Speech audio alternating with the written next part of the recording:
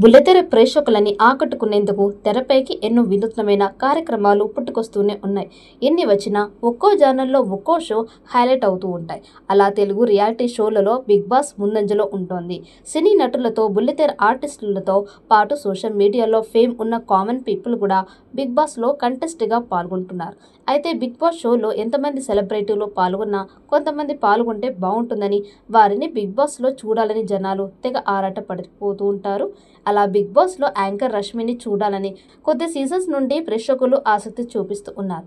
ఇప్పటికే 8 seasons complete చేసుకున్న big boss త్వరలో సీజన్ 9కి రెడీ అవుతోంది. ఈ సీజన్లో రష్మి ఎంట్రీ వస్తుందని సమాచారం. జూనియర్ ఎన్టీఆర్ హోస్ట్గా మొదలైన ఈ రియాలిటీ షోకి సెకండ్ హోస్ట్గా హీరో నాని, ఆ తర్వాత అన్ని సీజన్ల నుండి కింగ్ నాగార్జున హోస్ట్గా కంటిన్యూ అవుతూ ఉన్నారు. అయితే బుల్లితెరపై పాపులర్ అయిన గ్లామరస్ బ్యూటీలలో యాంకర్ రష్మి ఒకరు. హీరోయిన్ అవ్వాలని డ్రీమ్తో ఇండస్ట్రీలో అడుగు పెట్టినప్పటికీ జబర్దస్త్ షో ద్వారా యాంకర్గా మారి ఫేమ్ సంపాదించుకుంది. తనకు మంచి పేరు, గుర్తింపు తెచ్చిన అదే షోలో సుమారు 15 ఏళ్లుగా కొనసాగుతోంది రష్మి. ఒకవైపు యాంకర్గా రాణిస్తూనే మరోవైపు ఆచితూచి సినిమాలు కూడా చేస్తోంది.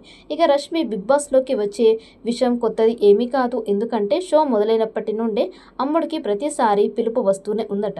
కానీ రెమ్యునరేషన్ లేదా వేరే ఏదైనా కారణాలు ఉన్నాయేమో కానీ మొత్తానికి 8 సీజన్ల వరకు బిగ్ బాస్లో అడుగు పెట్టలేదు.